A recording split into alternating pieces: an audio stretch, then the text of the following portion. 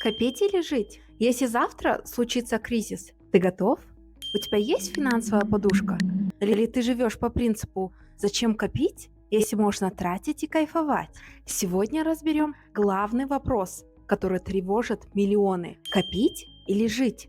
Что важнее? Подписывайся на канал, давай разбираться вместе. В комментариях к моему видео про современное рабство был такой комментарий. Дмитрий пишет: «Я, конечно, понимаю, что хочется для себя пожить, но в нынешних реалиях какие еще дети? Какие вторые половинки? Какие айфоны в кредит? Ты можешь только копить на образование, если уверен, что оно того стоит. Копить на подушку безопасности и копить на жилье, которое можно сдавать». С одной стороны, он прав. Мир нестабильный, кризисы, инфляция, увольнение, экономическая неопределенность. Но если все время копить, то когда жить? А с другой стороны, есть противоположная крайность. Живем один раз. Деньги нужно тратить. И кто же прав? И главное, как не просрать жизнь и деньги одновременно? Два лагеря. Кто же прав? Давайте разбираться. Лагерь накопителей. Их главные аргументы: финансовая подушка. Никто не застрахован от увольнений и кризиса. Образование. Лучше инвестировать в себя, чем в гаджеты. Жилье и инвестиции.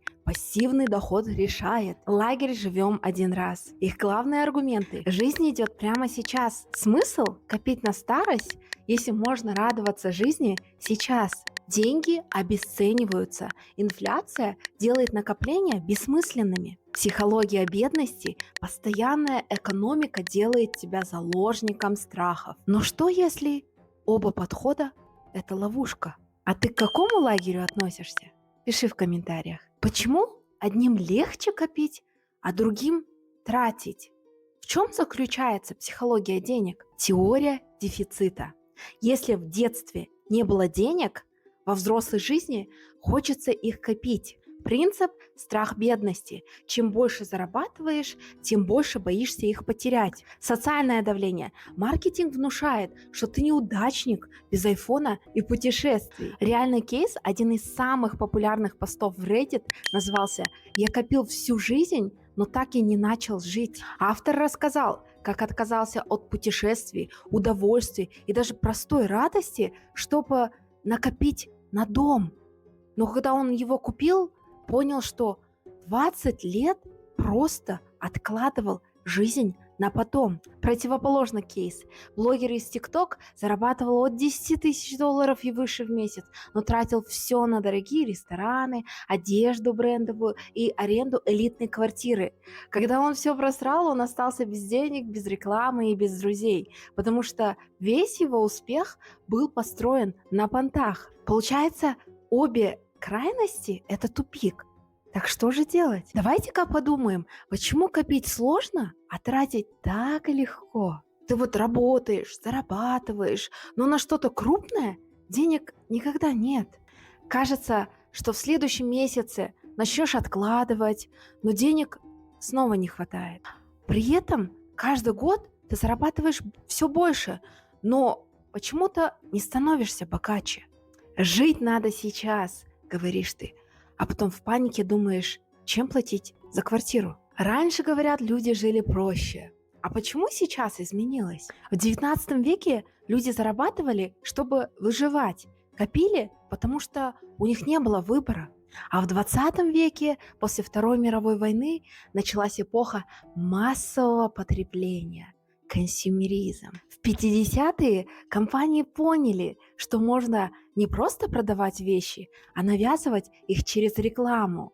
Тот самый король пиара, Эдвард Бернейс. Чем больше ты покупаешь, тем успешнее ты выглядишь. Сегодняшняя реальность такова, что маркетологи используют психологию зависимости, чтобы заставлять нас тратить.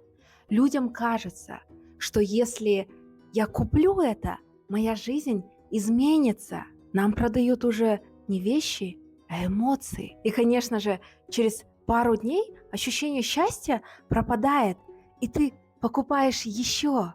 Потребление стало новой идеологией. Нас убедили, что если ты не покупаешь, ты не живешь правильно. Но все-таки почему одним легче копить, а другим нет? Первое – личностные типы. Копилки и транжиры. Копилки – люди, у которых есть самоконтроль и ориентир на будущее. А транжиры – это те, кто думают здесь и сейчас. Им важны эмоции от покупок. Те самые дети, которые провалили тест на зефирок. Подождешь и получишь 2 зефирки. Второе – животные инстинкты. Кто мы? Белки или кузнечики? Белки запасают орехи, копят на зиму. Кузнечики веселятся летом, а зимой умирают от голода. Все же помнят басню Крылова «Попрыгунья стрекоза, лето красное пропела, оглянуться не успела, как зима». Третье. Социальный прессинг. Если ты не покупаешь, ты бедный. И люди тратят не потому, что им что-то нужно, а потому что они боятся выглядеть бедными. Новые кроссовки, брендовые сумки, айфоны – это символ статуса, а не реальной потребности. Если у тебя старый телефон, значит, ты не успешный. Общество заставляет людей транжирить, но никто не учит нас управлять деньгами. А давайте с вами представим, что мы с вами, белочки, хотим копить, а не транжирить. Сколько же нам надо с вами работать, чтобы, например, накопить на свое жилье? И вообще, есть ли в этом смысл? Давайте посчитаем. Средняя зарплата в Казахстане по официальным данным 390 тысяч тенге, 78 тысяч рублей. Средняя стоимость квартиры однушки в Алмате ни в центре, ни в Золотом квадрате, но и не в жопе мира примерно 30 миллионов тенге. Где-то 6 миллионов рублей. Если ты будешь откладывать 30% своей зарплаты каждый месяц, то накопишь на свое жилье за 28 лет. Но при этом за это время цены вырастут, зарплаты могут не догнать инфляцию. Вся твоя жизнь пройдет в накоплениях. Стоит ли копить 30 лет ради стены, когда ты можешь жить здесь и сейчас? Или это единственный выход? Ипотека – это отдельная тема. Напишите в комментариях, нужно ли нам с вами обсудить ее вместе. Так, копить или жить? Как найти баланс? Первое, нужно копить разумно, а не во вред жизни. Откладывать не огромный процент от дохода, а комфортный уровень. И помнить, финансовая подушка важнее, чем квартира. Второе, деньги должны работать. Копить просто на счете равно терять деньги из-за инфляции. Инвестиции, активы, пассивный доход – ключ к накоплению. Но там надо еще разбираться. Третье. Покупать не статус, а качество жизни. Новый iPhone не равно успех. У меня, допустим, до сих пор нет айфона. Я тот самый чмо с андроидом. Инвестирую лучше в здоровье, образование, навыки. Это окупается больше, чем вещи. Поэтому, если ты только копишь, не факт, что доживешь до того момента, когда можно наслаждаться. А если ты только тратишь, не факт, что у тебя вообще будет будущее. Правильный подход – это брать кредиты, жить в рассрочку, ипотеку на 20 лет. Нет, я имела в виду, это баланс. Попробуй в течение недели фиксировать все свои траты и доходы. В конце недели проанализировать, куда уходят твои деньги и что из этого приносит тебе пользу. Потому что баланс – это золотая формула управления деньгами. Вот 3 правила, которые реально работают, которые я сама практикую. Правило 50, 30, 20. Вы везде это слышали, но это действительно работает. Идеальный баланс, когда 50% дохода уходят на базовые расходы, жилье, еда, счета, 30% на удовольствие, хобби, гаджеты, путешествия, 20% на инвестиции и накопления. Следующее – это правило 3 фондов. Раздели деньги на 3 категории. Фонд безопасности, чтобы у тебя были сбережения на 6 месяцев жизни в случае, если ты останешься без работы.